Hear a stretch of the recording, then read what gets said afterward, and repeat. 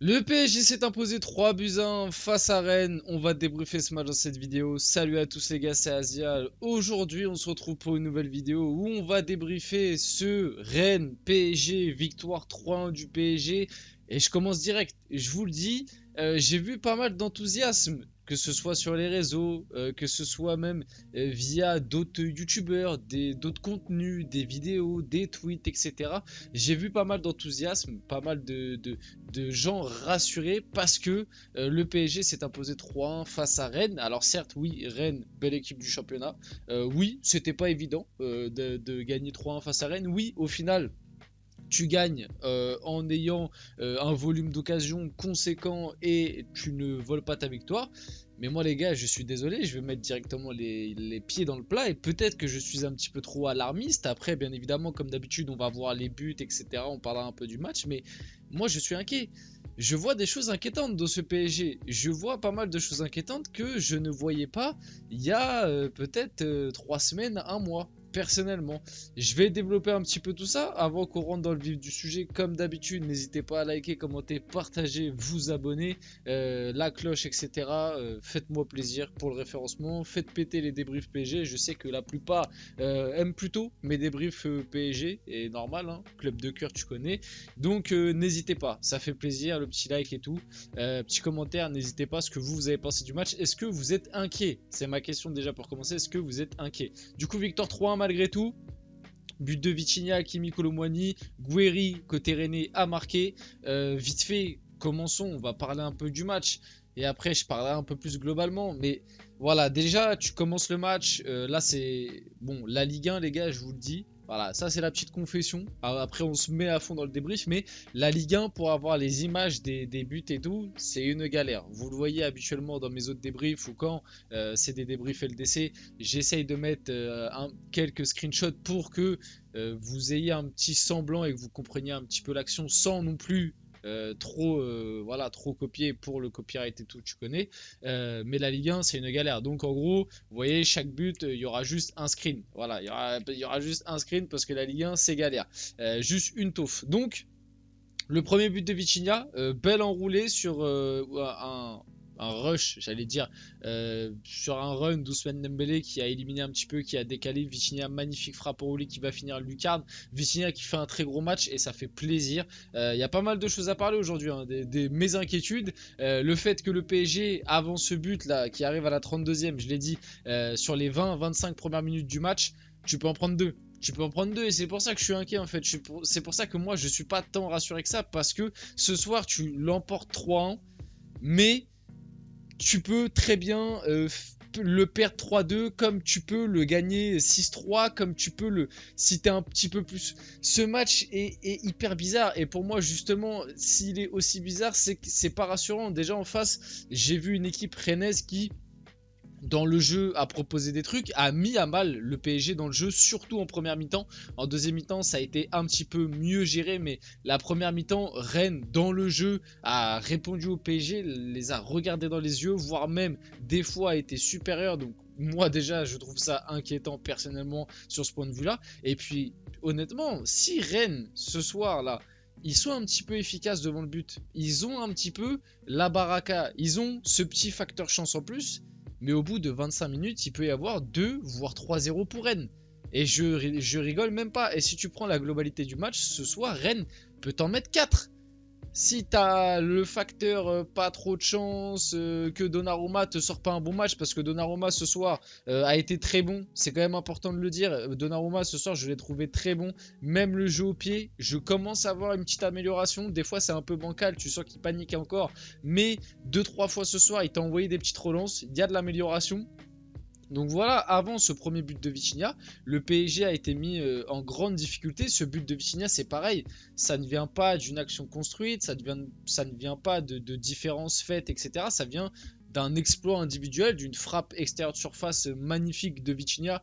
Je peux vous le dire, hein, ce but-là, il va pas te le remettre 50 fois dans la saison. Il te l'a mis, je pense que ça y est, peut-être qu'il remarquera, mais il ne te remarquera pas des buts comme ça cette saison. Une frappe comme ça, extérieure de surface, qui finit vraiment pleine lucarne, tu peux pas faire mieux. Voilà, et heureusement que ce but-là arrive, parce qu'après ce but-là, le PSG a commencé à un petit peu mieux gérer, on va dire, Rennes, et un petit peu plus s'imposer dans le jeu, avoir un petit peu plus d'occasions. Mais c'est pour ça que ce match est bizarre, en fait, parce que comme je vous l'ai dit, on peut prendre 3-0 au bout de 25 minutes, mais en même temps, en deuxième mi-temps, on peut leur en mettre 4 ou 5, et au final, tu marques quoi en deuxième mi-temps? Tu marques un but, du coup, parce qu'il y avait 2-0 à la mi-temps. Tu marques un but, alors que tu peux en mettre 4 facile en deuxième mi-temps. Et Rennes aussi peut en mettre. Ce match est très bizarre. Il y a eu énormément de loupés des deux côtés. C'est pour ça que moi je suis pas du tout rassuré, surtout quand je vois les loupés de certains. On va parler d'Mbappé, on va être obligé, mais il y a des choses à dire. Bref, Vitinha Melo 1-0, Ousmane Dembélé passeur décisif, j'espère que ça va lui faire du bien, parce que c'est vrai que là dans ce match j'ai senti un petit peu une petite perte de confiance. Et un Ousmane Dembélé en perte de confiance, déjà qu'avec la confiance au début de saison, voilà, il y avait beaucoup de déchets. Si en plus il est pas en confiance, et bah ça fait encore plus de déchets. Et là, ça commence vraiment à devenir pas un point mort, parce qu'il va toujours te faire des différences par le dribble. Mais s'il te fait une différence par le dribble, mais qu'après il rate tout le temps ses passes, ou il rate tout le temps ses centres, ou il ne capte pas une frappe, et bah ça ne sert à pas grand chose. Ousmane, j'espère que mentalement ça va aller un peu mieux, parce que je l'ai senti un petit peu en perte de confiance sur ce match-là. Le deuxième but intervient 4 minutes après, pardon. Une tête d'Achraf Hakimi. Achraf Hakimi qui est pour moi ce soir l'homme du match. J'espère que ça l'est pour vous tous. Normalement, si vous avez vu le match comme moi, je vois pas comment tu peux mettre quelqu'un d'autre que Achraf Hakimi ce soir. Un but, une passe D, il a été monstrueux dans le jeu. Franchement, il aurait pu même s'en sortir avec un doublé. Pareil, lui en fin de match, il a croqué. Il a même donné des petits caviars à des moments. Peut-être qu'il pouvait gratter une petite passe D en plus. Mais Achraf Hakimi a été excellent ce soir. Donc le 2-0, 36 minutes de jeu. La passe D de Zahir Emery. Du coup, petite tête d'Hakimi juste là. On va à la mi-temps. Retour de seconde mi-temps. Il y a la réduction du score de Rennes sur une tête d'Amin Gouiri à la 56e minute. Je suis désolé, j'ai pas les images du but. Là, on va parler de quelque chose qui a symbolisé un petit peu le match d'Mbappé. Frustrant, agacé. Voilà, Mbappé, pour moi, je vous le dis, hein, honnêtement, mais je suis très honnête. Déjà là, je suis inquiet. Je suis inquiet sur Mbappé. Il y a trop de choses à dire sur Mbappé.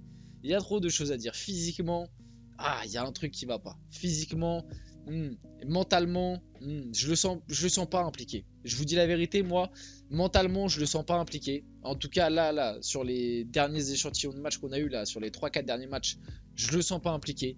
Physiquement, tu as l'impression qu'il est emprunté. Il a galéré à faire des différences par sa vitesse face à Théâtre, etc. Ce sont pas non plus des défenseurs reconnus pour aller vite. Il a déjà affronté bien plus rapide des Upamecano, des Eder Militao et tout, et il faisait la différence. Physiquement, mentalement, tu le sens pas là, il était très agacé, une mauvaise attitude encore une fois. Voilà, aucun pressing, défensivement le néant, parce que justement tu le sens pas impliqué, là où déjà au tout début de saison, tu le sentais un petit peu impliqué, il le faisait des fois. Donc voilà, l'attitude n'est pas bonne, et je vous dis la vérité, si le match s'était arrêté à la mi-temps, je l'aurais dézingué. Mais je l'aurais dézingué. Parce que sa première mi-temps, la première mi-temps de Kylian Mbappé sur ce match est une calamité absolue. Rien n'est réussi, rien n'est positif, que ce soit en termes sur le terrain et en termes d'attitude. Mais rien à retenir de la première mi-temps d'Mbappé, c'est le néant. La deuxième mi-temps était bien mieux, même si on va le voir après. Moi, je suis désolé, le loupé qu'il fait, non, il n'a pas le droit. Moi, je suis désolé, et en plus, il en sourit. Moi, ça m'agace. Ce genre de truc, ça m'agace. Tu n'as pas le droit. Certains vont me dire, ah, c'est rien. Il y avait 3-1. C'était la 85e, 86e. Ah, c'est rien. Tu sais, Mbappé, il va avoir marqué des buts. Non, mais non. Mais c'est pas ça, en fait. C'est pas ça. C'est imagine déjà. Imagine, tu loupes ça. Il reste 5 minutes. Dans les 5 minutes, tu prends 2 buts, tu te fais revenir à 3-3. Qu'est-ce qu'on dit à la fin du match? Déjà que ton match, il est pas ouf parce que ta première mi-temps est affreuse. La deuxième mi-temps est un peu mieux. La deuxième mi-temps est cool. Honnêtement, la deuxième mi-temps d'Mbappé, ça va, tu vois, ça va. À l'échelle d'un Mbappé, c'est pas ouf, mais à l'échelle d'un joueur basique, tu te dis, ça va. Et il y a ce loupé. Après, il fait des passes.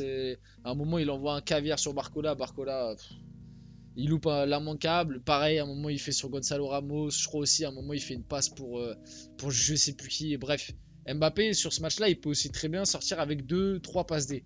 C'est le paradoxe que je vous disais un petit peu en début de vidéo, c'est le PSG aurait très bien pu prendre 3-0, 4-0 ou 4-1, quelque chose comme ça, comme aurait pu gagner 6-2 ce match. Ce match est très bizarre. Bref, la première mi-temps d'Mbappé calamiteuse, la deuxième mi-temps un peu mieux, mais à l'échelle d'un Mbappé, moi j'en attends plus. Le 3-1 inscrit par le PSG, du coup c'est Randal Kolo Muani qui est rentré une minute avant. Il est rentré, hop, petit centre d'Hakimi, du coup buteur et passe D.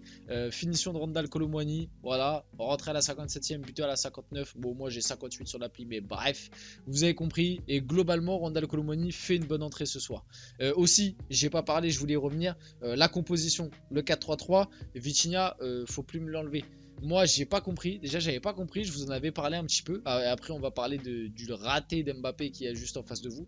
J'avais pas compris pourquoi Vitinha il avait été enlevé de l'effectif, enlevé du 11 de départ, alors que c'était l'un des meilleurs Parisiens sur le début de saison. Là, ce soir, le PSG n'a pas évolué en 4-3-3. Hein.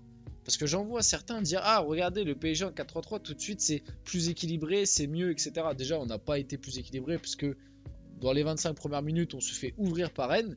Déjà. Mais c'est vrai que moi, Vitinha sur le terrain, je préfère parce qu'il a ce rôle de milieu de terrain, malgré qu'il soit collé à la ligne côté gauche et que du coup on évolue bien en 4-2-4, c'est exactement le même dispositif et la même tactique que face à Newcastle, c'est juste des joueurs différents. Et c'est ce que je vous expliquais dans une vidéo précédente.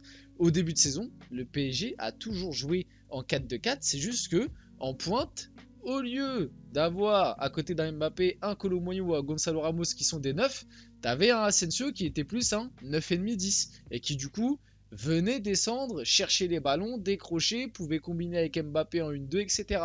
Là où Kolo Muani et Ramos, c'est un peu plus compliqué. C'est plus des vrais neufs qui vont faire les appels, aller dans la surface, etc. Vous voyez ce que je veux dire? Et pareil, Vitinha à côté gauche, voilà, c'est. Moi, je préfère avoir Vitinha dans cette position plutôt qu'un attaquant parce que malgré tout, ça te fait un petit peu plus de stabilité. Mais dans les faits, tu restes en 4-4-2 ou en 4-2-4 comme vous voulez. Là, Vitinha qui est côté gauche, t'avais ce soir Mbappé et Gonzalo Ramos tous les deux en pointe, et t'avais Ousmane Dembélé à droite avec Zaïre Emery ou Garté au milieu de terrain. Finalement, exactement pareil que face à Newcastle. Bref, petit aparté là-dessus. Le raté d'Mbappé, comme je vous l'ai dit, voilà, c'est inadmissible. Moi, je suis inquiet pour lui parce que voilà, mine de rien, juste après, voilà, quatrième match consécutif sans marquer pour Mbappé. Alors moi, je vais pas lui en tenir rigueur. On nous le vend et lui-même se vend comme le meilleur joueur du monde qui veut battre tous les records. 4 matchs sans marquer consécutifs. Ah, va falloir te réveiller, mon pote, surtout que tu avais ce genre d'occasion. Voilà.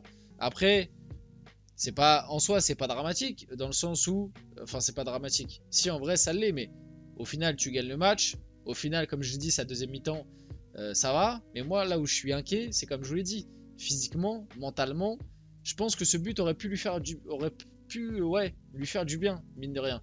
Parce que comme je vous l'ai dit, moi, je le trouve plus impliqué.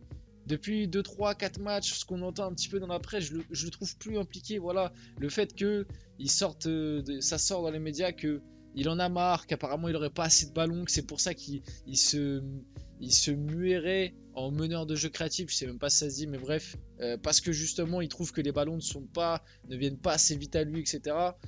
Bon, j'ai parlé un petit peu de tout ça et j'ai donné mon avis dans une vidéo qui est sortie, n'hésitez pas à aller la voir.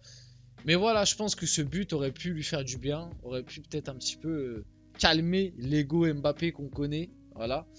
Et puis, bah voilà, c'est dommage. Écoute, quatrième match consécutif sans marquer pour Mbappé. Luis Enrique l'a quand même défendu en conférence de presse. Kylian n'a pas marqué, mais il est à un très haut niveau depuis le début de la saison. Moi, je trouve qu'il y a des choses à redire quand même. Il a fait de bonnes actions. Sur ça, c'est vrai, à des moments.